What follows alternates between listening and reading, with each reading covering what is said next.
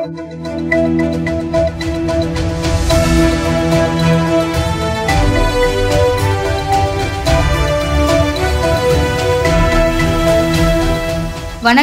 சக்தி விரைவு செய்திகள். புதுச்சேரி சட்டப்பேரவையில் முதல்வர் ரங்கசாமியை நேரில் சந்தித்து சுயேட்சை எம்எல்ஏ நேரு மனு ஒன்றை அளித்தார். அவர் அளித்துள்ள மனுவில் புதுச்சேரியில் சுற்றுலா பயணிகளுக்கு ஆக்கப்பூர்வ நடவடிக்கையை அரசும் அதிகாரிகளும் செய்ய தவறியதால் பல அசம்பாவிதங்கள் அரங்கேறி வருகின்றன. கடலில் இறங்குபவர்களை தடுக்கவும் எச்சரிக்கவும் மீறி குளிப்பவர்கள் கடல் அலைகளால் இழுத்து செல்லப்பட்டால் உடனே காப்பாற்ற நீச்சல் தெரிந்த பணியாளர்களை நியமிக்க வேண்டும். அதற்கான எந்த முயற்சியையும் அரசு எடுக்காமல் விட்டதால் இளைஞர்கள் மாணவர்கள் பலர் பலியாகி உள்ளனர்.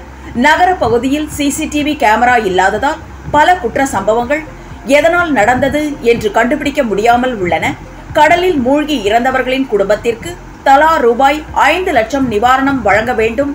இனி இதுபோன்று நடக்காமல் இருக்க அரசும் அதிகாரிகளும் இணைந்து நடவடிக்கை மேற்கொள்ள வேண்டும் என குறிப்பிடப்பட்டுள்ளது. புதுச்சேரியில் பொங்கல் பண்டிகைக்கு இன்னும் 10 நாட்களே உள்ள சூழ்நிலையில் பொங்கல் பரிசு பொருட்களை கொள்முதல் செய்து வழங்க நடைமுறையில் சாத்தியமில்லை. எனவே பொங்கல் பரிசு பொருட்களுக்கு பதிலாக கடந்த ஆண்டை போலவே இந்த ஆண்டு பணமாக நேரிடையாக வங்கி கணக்கில் செலுத்தப்பட உள்ளது. கடந்த ஆண்டும் பொங்கல் பரிசு பொருட்களுக்கு பதில் பயனாளிகள் வங்கி கணக்கில் 500 ரூபாய் செலுத்தப்பட்டது. தற்போது பொங்கல் பரிசுக்கான தொகையை உயர்த்தி கொடுப்பது தொடர்பாக அரசு பரிசீலனை செய்து வருகிறது. நிதி நெருக்கடி உள்ள சூழ்நிலையில் நிதித்துறையுடன் கலந்து ஆலோசிக்கப்பட்டு வருகிறது. இது தொடர்பாக ஓரிரு தினங்களில் இறுதி முடிவெடுத்து கவர்னருக்கு அனுப்பப்பட உள்ளது. பொங்கல் பரிசு தொகுப்பிற்கான நிதியை காலம் கடந்து வழங்காமல் பொங்கல் பண்டிகைக்கு முன்பே வழங்க வேண்டும் என முதல்வர் ரங்கசாமி துறை அமைச்சர் சாய் சரவணன்குமாருக்கு உத்தரவிட்டுள்ளார். எனவே ஒப்புதல் கிடைத்ததும் உடனடியாக வங்கி கணக்கில் பொங்கல் பரிசு தொகையை செலுத்தவும் குடிமைப்பொருள் வழங்கல் துறை தயாராகி வருகின்றது. புதுச்சேரி மாநிலம் முழுதும் 3,53,249 ரேஷன் கார்டுகள் உள்ளன. கடந்த ஆண்டை போலவே 500 ரூபாய் பொங்கல் பரிசாக அரசு வழங்கினால் 17,66,24,500 ரூபாய் நேரடியாக வங்கி கணக்கில் செலுத்தப்படும். பொங்கல் பரிசு தொகையை உயர்த்தினால் அரசிற்கு சில கோடிகள் கூடுதலாக செலவாகும். காரைக்கால் திருநள்ளார் கொம்யூன் பஞ்சாயத்திற்கு 82.74 லட்சம் மானியம். சட்டசபை வாகன பயன்பாட்டிற்கு 42.44 லட்சம் வாகன செலவீனம். 29 பட்டியலின மாணவர்களுக்கு 10.56 லட்சம் ரூபாய் வழங்கும் கோப்பிற்கு கவர்னர் தமிழிசை சவுந்தரராஜன் ஒப்புதல் அளித்துள்ளார்.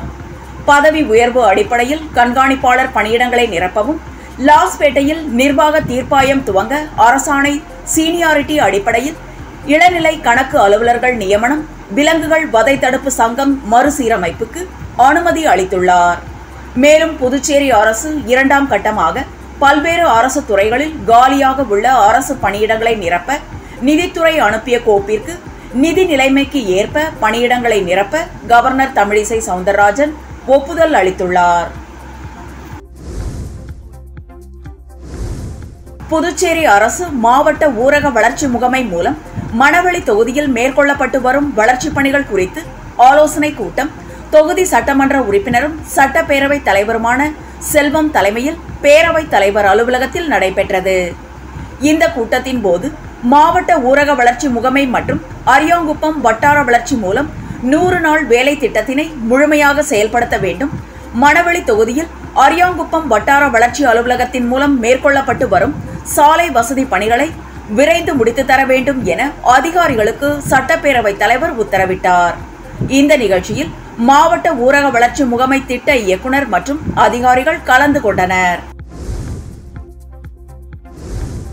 புதுச்சேரி சுற்றுலாத்துறை அமைச்சர் லட்சுமி நாராயணன் வெளியிட்டுள்ள செய்திக்குறிப்பில் புதுச்சேரி சுற்றுலாத்துறை காரைக்கால் மாவட்ட நிர்வாகத்துடன் இணைந்து ஆண்டுதோறும் ஜனவரி மாதத்தில் காரைக்கால் கார்னிவல் என்ற திருவிழாவை கொண்டாடி வருகின்றது. அதன்படி நிகழ் ஆண்டிற்கான கார்னிவல் திருவிழா வரும் 14ஆம் தேதி முதல் 17ஆம் தேதி வரை நடக்க உள்ளது. இந்நிகழ்ச்சி காரைக்கால் கடற்கரை, நகராட்சி மைதானம், மாவட்ட விளையாட்டு அரங்கம் உள்ளிட்ட 3 இடங்களில் நடக்கிறது. சினிமா கலைஞர்களின் இன்னிசை நிகழ்ச்சிகள், மாணவர்களுக்கான கைப்பந்து போட்டி, மாரத்தான் போட்டி, சைக்கிள் வேக போட்டி உள்பட பல்வேறு நிகழ்ச்சிகள் நடத்தப்பட உள்ளன. காரைக்கால் சுற்றுலா வளர்ச்சிக்காக நிகழ் நிதியாண்டில் கூடுதல் நிதியை முதல்வர் ரங்கசாமி வழங்கியுள்ளார் என குறிப்பிடப்பட்டுள்ளது. புதுச்சேரி அதிமுக தலைமை அலுவலகத்தில் செய்தியாளர்களை சந்தித்த மாநில செயலாளர் அன்பழகன், பொங்கல் பண்டிகைக்கு ரூபாய் 5000 கொடுப்போம் உள்ளிட்ட பல்வேறு பொய்யான வாக்குறுதிகளை தந்து ஆட்சிக்கு வந்த ஸ்டாலின் ஒரு வீட்டுக்கு 150 ரூபாய் பணம் ஒதுக்கியுள்ளது மக்களை ஏமாற்றும் செயல் என கூறினார்.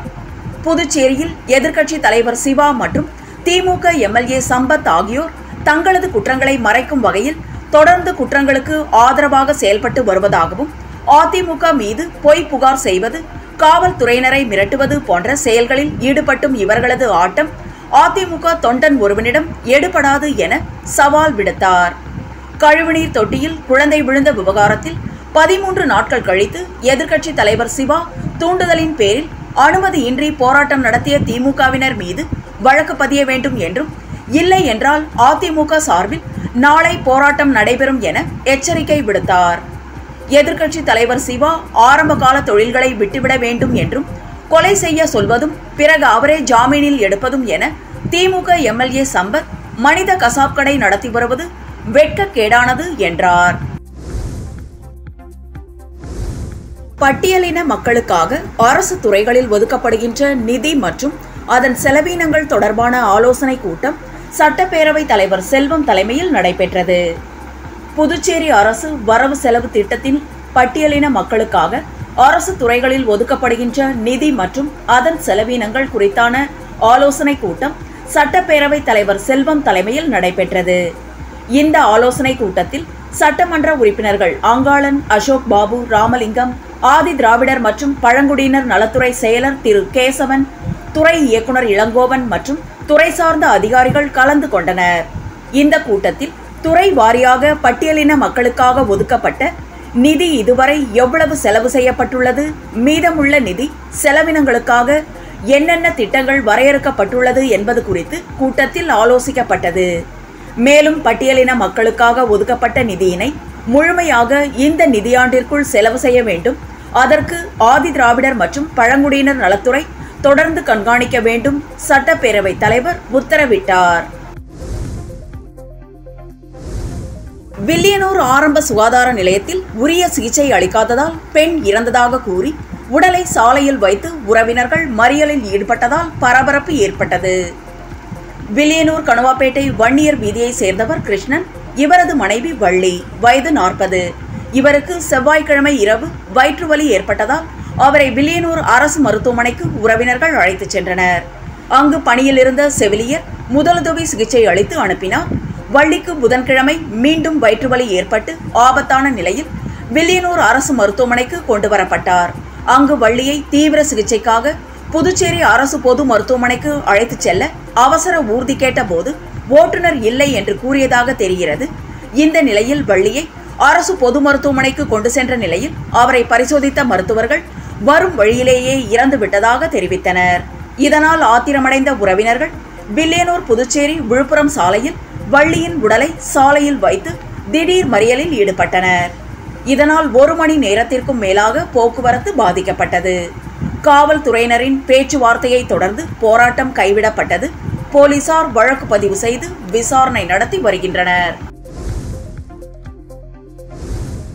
புதுச்சேரி முதலியார்பேட்டை தொகுதியில் குடிநீர் பிரச்சனை, தொடர் மின்வெட்டு, குண்டும் குழியுமான சாலைகள் மற்றும் சுதானா நகரில் கட்டி முடிக்கப்பட்டு இன்னும் செயல்பாட்டுக்கு வராத மேல்நிலை நீர்த்தேக்க தொட்டி உள்ளிட்ட பல்வேறு மக்கள் பிரச்சனைகளுக்கு தீர்வு காண வலியுறுத்தி முதலியார்பேட்டை அதிமுக சார்பில் மரப்பாலம் சந்திப்பில் சாலை மறியல் போராட்டம் நடைபெற்றது.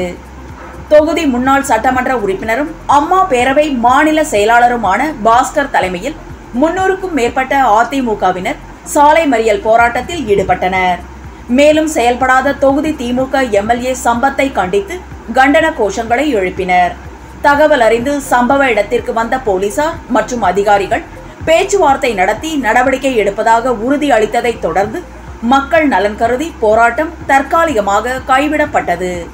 அதனைத் தொடர்ந்து செய்தியாளர்களிடம் பேசிய முன்னாள் எம்எல்ஏ பாஸ்கர், முதலியார்பேட்டை தொகுதி திமுக எம்எல்ஏ சம்பத்தின் செயல்படாத தன்மையால் தொகுதியில் கடந்த 3 ஆண்டுகளாக எந்த வளர்ச்சிப் பணிகளும் நடைபெறவில்லை என குற்றம் சாட்டினார். மக்கள் பணி செய்யாமல் கொலை, கொள்ளை, கஞ்சா, நில அபகரிப்பு குற்றவாளிகளுக்கு ஆதரவாகவும் அவர்களை ஜாமீன் எடுப்பதிலேயே தொகுதி திமுக எம்எல்ஏ சம்பத் முழு நேரத்தை செலவிடுவதாக குற்றம் சாட்டிய அவர், மக்கள் பிரச்சனைகளுக்கு தீர்வு காணாவிட்டால் மீண்டும் மக்களை திரட்டி மிகப்பெரிய போராட்டத்தை அதிமுக முன்னெடுக்கும் என எச்சரிக்கை விடுத்தார். பொதுப்பணித்துறை பணி மேற்பார்வையாளர் மற்றும் பணி உதவியாளர் சங்கங்களின் ஒருங்கிணைப்பு குழு சார்பில் பொதுப்பணித்துறை தலைமை பொறியாளர் அலுவலகம் முன் நடந்த ஆர்ப்பாட்டத்திற்கு பச்சையப்பன், அன்பழகன் தலைமை தாங்கினார். ரவிச்சந்திரன், ராதாகிருஷ்ணன், பிரேம்தாசன் ஆகியோர் முன்னிலை வகித்தனர். பொதுப்பணித்துறை வெளியிட்டுள்ள இளநிலை பொறியாளர் பதவிக்கான RR திருத்தம் செய்துள்ளது. புதுச்சேரி அரசு ஒதுக்கீடு வழங்காமல் 85% நேரடி நியமனத்திற்கும் 10% பதவி உயர்வு மூலம் வரைவாளர்களுக்கும் மீதி 5% குறைந்த தகுதி உள்ள வரைவாளர்களுக்கு போட்டித் தேர்வு மூலம் தேர்ந்தெடுக்கப்படும் வகையில் புதிய RR திருத்தப்பட்டதை கண்டித்து கோஷம் எழுப்பினர். நடைபெறவுள்ள நாடாளுமன்ற தேர்தலில் முறைகேடுகள் நடப்பதற்கு வாய்ப்பு உள்ளதாகவும், எனவே மின்னணு வாக்குப்பதிவு இயந்திரத்தை கைவிட்டு பழைய முறையான வாக்குச்சீட்டு முறையில் தேர்தலில் நடத்த வலியுறுத்தி விடுதலை சிறுத்தைகள் கட்சியின் சார்பில் கண்டன ஆர்ப்பாட்டம் நடைபெற்றது. மாநில அரசியல் குழு துணை செயலாளர் செந்தமிழ் செல்வன் தலைமையில் காரைக்கால் புதிய பேருந்து நிலையம் அருகில் நடைபெற்ற கண்டன ஆர்ப்பாட்டத்தில் விடுதலை சிறுத்தைகள் மாநில அரசியல் குழு செயலாளர் வணங்காமுடி கருத்துரை ஆற்றினார். மத்திய அரசை கண்டித்தும், மின்னணு வாக்குப்பதிவு இயந்திரத்தை கைவிடக் கோரியும், வாக்குச்சீட்டு முறையை மீண்டும் கொண்டுவர வலியுறுத்தியும் கண்டன முழக்கங்கள் எழுப்பப்பட்டது. இந்த கண்டன ஆர்ப்பாட்டத்தில் 100க்கும் மேற்பட்ட விசிகவினர் கலந்து கொண்டு கோரிக்கைகளை வலியுறுத்தி கண்டன கோஷங்களை எழுப்பினர். புதுச்சேரி அரசு பொதுப்பணித்துறை மூலம் உருளையன்பேட்டை தொகுதிக்குட்பட்ட திருமுடி நகரில் ரூபாய் 27,50,000 மதிப்பில் புதிய கழிவுநீர் வெளியேற்றும் குழாய் மற்றும் புதிய கழிவுநீர் தொட்டிகள் அமைக்கும் பணியின் துவக்க விழா இன்று நடைபெற்றது. விழாவில் தொகுதி சட்டமன்ற உறுப்பினர் நேரு கலந்து கொண்டு பூமி பூஜை செய்து பணியினை தொடங்கி வைத்தார். மேலும் விரைந்து பணிகளை முடிக்குமாறு அதிகாரிகளை வலியுறுத்தினார். இந்த நிகழ்ச்சியில் பொதுப்பணித்துறை அதிகாரிகள், மனிதநேய மக்கள் சேவை மைய நிர்வாகிகள் உட்பட அப்பகுதி மக்கள் திரளாக கலந்து கொண்டனர். புதுச்சேரி மாநிலம் காசிக்கு வீசம் மிகுந்த திருக்காஞ்சி காமாட்சி மீனாட்சி உடனுரை கெங்க வராக நதீஸ்வரர் பெருமானுடைய ஆலயத்தில் மார்கழி மாத தேய்பிறை அஷ்டமி தினத்தில் உலகிற்கு படியளந்த திருவிளையாடல் திருவிழா நடைபெற்றது. இந்த விழாவிலே தேய்பிறை அஷ்டமி என்பதால் பைரவருக்கு சிறப்பு அபிஷேக ஆராதனையும், காமாட்சி மீனாட்சி கங்கை வராக நதீஸ்வரர் பெருமான் உலகிற்கு படியளந்த திருக்கோலத்தில் எழுந்தருளி சிறப்பு தீபாராதனைகளும் செய்து அனைத்து பக்தர்களுக்கும் தனம் தானியம் செழிக்க வேண்டும் என்பதற்காக பச்சரிசி, சில்லறைகள், நாணயம் மற்றும் நெல்லிக்கனிகள் ஆகியவை அருட்பிரசாதமாக பக்தர்களுக்கு வழங்கப்பட்டது. இந்நிகழ்ச்சியில் புதுச்சேரி சபாநாயகர் ஏம்பலம் செல்வம் கலந்து கொண்டு சாமி தரிசனம் செய்தார். தொடர்ந்து 2024ஆம் ஆண்டிற்கான நாட்காட்டியை பக்தர்களுக்கு வழங்கினார். மேலும் விழாவில் திரளான பக்தர்கள் கலந்து கொண்டு சாமி தரிசனம் செய்தனர். இந்தியாவில் வரும் நாட்களில் கொஞ்சம் கொஞ்சமாக விமான கட்டணம் குறையும் என்று எதிர்பார்க்கப்படுகிறது. ஏவியேஷன் டர்பைன் எரிபொருள் ADF விலையில் சரிவை காரணம் காட்ட இண்டிகோ தனது அனைத்து உள்நாட்டு மற்றும் சர்வதேச விமானங்களிலும் எரிபொருள் சர்ஜ் கட்டணத்தை நீக்குவதாக அறிவித்துள்ளது. விமான நிறுவனமான இண்டிகோ பயணித்த தூரத்தின் அடிப்படையில் எரிபொருள் கட்டணம் ரூபாய் 300 முதல் ரூபாய் 1000 வரை இருக்கும் என்று ஆரம்பத்தில் தெரிவித்திருந்தது. ஒரு விமான சேவையின் செலவில் கிட்டத்தட்ட 40% ADF கொண்டிருக்க முடியும் என்பதால் இந்த நடவடிக்கை குறைந்த கட்டண விமானங்களில் பயணிப்பவர்களுக்கு குறிப்பிடத்தக்க நிவாரணத்தை அளிக்கும் என்று எதிர்பார்க்கப்படுகிறது. அதாவது ADF விலை குறைவதால் எப்படி பெட்ரோல் விலை குறைவதால் பஸ் டிக்கெட் விலை குறையுமோ அதேபோல் விமான டிக்கெட் விலையும் குறையும். செப்டம்பர் 30ஆம் தேதியுடன் முடிவடைந்த காலாண்டில் இண்டிகோ நிறுவனம் ரூபாய் 188.93 கோடி நிகர லாபத்தை பெற்றுள்ளது. முந்தைய ஆண்டின் இதே காலகட்டத்துடன் ஒப்பிடும்போது செயல்பாடுகளின் வருவாய் 19.57% அதிகரித்து ரூபாய் 14,944 கோடியாக உள்ளது. வருவாயும் உயர்ந்து உள்ளதால் இண்டிகோ நிறுவனம் தற்போது டிக்கெட் கட்டணங்களை குறைத்து அறிவிப்பு வெளியிட்டு உள்ளது. புகுஷிமா அணுஉலை விபத்துக்கு வழிவகுத்த பேரழிவான நிலநடுக்கம் மற்றும் சுனாமி ஏற்பட்டு 13 வருடங்கள் ஆகின்றன. ஆனால் ஜப்பானில் அதன் நினைவுகள் இன்றும் உள்ளன. திங்கட்கிழமை இஷிகாவாவில் நிலநடுக்கம் ஏற்பட்டது. அத்துடன் சுனாமி எச்சரிக்கை அலாரங்கள் ஒலிக்கத் தொடங்கியதால் அவர்கள் அனைவரும் அதில் மீண்டும் கவனம் செலுத்த ஆரம்பித்தனர். ஜப்பானில் இந்த எச்சரிக்கைகள் அசாதாரணமானவை அல்ல. நான் முதலில் அங்கு சென்றபோது எனது கட்டிடத்தில் சிறிய நடுக்கம் ஏற்பட்டதை அடுத்து எனது படுக்கையிலிருந்து வெளியே வந்தேன்.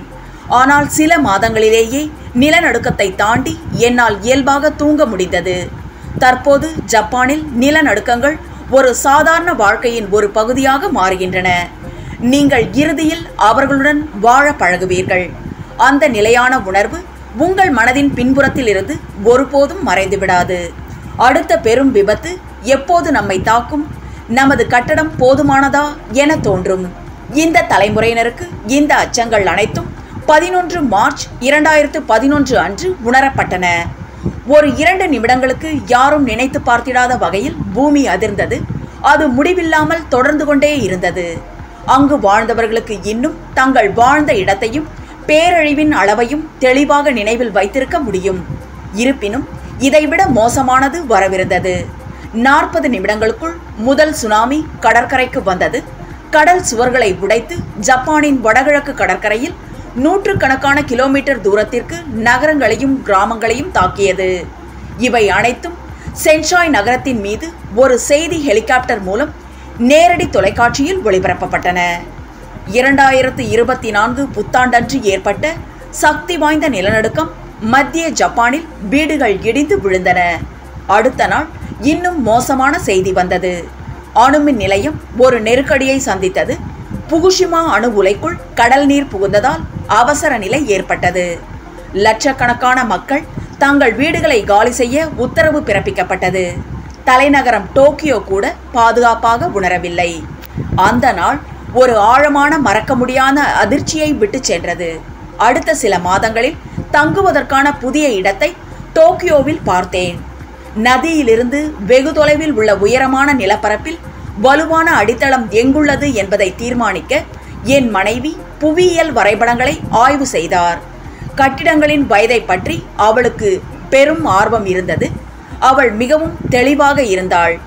நாங்கள் 1981க்கு முன் கட்டப்பட்ட எதையும் பார்க்கவில்லை என்று கூறினார். நாங்கள் 1985ஆம் ஆண்டு கட்டப்பட்ட கட்டிடத்திற்கு மாறியவுடன் நாங்கள் தண்ணீரையும் உணவையும் சேமித்து வைக்க ஆரம்பித்தோம். பாத்ரூம் ஷிங்க் அடியில் நிரம்பியிருந்த பெட்டிகள் 5 வருட அடுக்கு ஆயுளுடன் கூடிய முன்பே பேக்கேஜ் செய்யப்பட்ட அட்டை பெட்டிகள். திங்கட்கிழமை 2011 அச்சமும் பயங்கரமும் மீண்டும் தலை தூக்கி இருந்தது. இருப்பினும் சமீபத்திய நிலநடுக்கம் ஜப்பானின் சாதனைகளின் அற்புதமான கதையை சொல்கிறது. ஜப்பான் நிலநடுக்கங்களை ரிக்டர் அளவில் அறிக்கை செய்வதில்லை. நிலம் எவ்வளவு அதிர்கிறது என்பதை இது தெரிவிக்கிறது. இந்த அளவுகோல் 1 முதல் 7 வரை செல்கிறது. மேலும் திங்களன்று இஷிகாவாவில் அதிர்வு அதிகபட்சமாக 7ஐ தாண்டியது. சாலைகள், பாலங்கள் பெருமளவில் சேதமடைந்துள்ளன. இது பெரும் நிலச்சரிவை ஏற்படுத்தியது. இருப்பினும் பெரும்பகுதி கட்டமைப்புகள் அப்படியே உள்ளன. ஏற்கனவே டோயாமா மற்றும் கனசாவா ஆகிய பெரிய நகரங்களில் இயல்பு நிலை திரும்பி வருகிறது. தென்னாப்பிரிக்க அணிக்கு எதிரான 2வது டெஸ்ட் போட்டியில் கேப்டன் ரோஹித் சர்மா தென்னாப்பிரிக்க வீரர் ஐடன் மார்க்ரிம் கொடுத்த கேட்சை பிடித்தவுடன் கோபத்தை வெளிப்படுத்தினார். KL ராகுல் சில ஓவர்களுக்கு முன்பு செய்த தவறு ரோஹித்தின் கோபத்துக்கு காரணமாக அமைந்தது. இந்தியா தென்னாப்பிரிக்க அணிகள் மோதிய 2வது டெஸ்ட் போட்டி பேட்டிங் செய்யவே மிகவும் கடினமான கேப்டவுன் பிட்சில் நடந்தது. இந்த பிட்ச் வேகப்பந்து வீச்சாளர்களுக்கு ஒத்துழைப்பு அளித்ததை அடுத்து இந்திய அணி தென்னாப்பிரிக்காவை 55 ரன்களுக்கு ஆல் அவுட் செய்தது. சிராஜ் முதல் இன்னிங்ஸில் 6 விக்கெட்டுகள் வீழ்த்தினார். இத்துடன் சக்தி விரைவு செய்திகள் நிறைவடைகின்றன. வணக்கம்.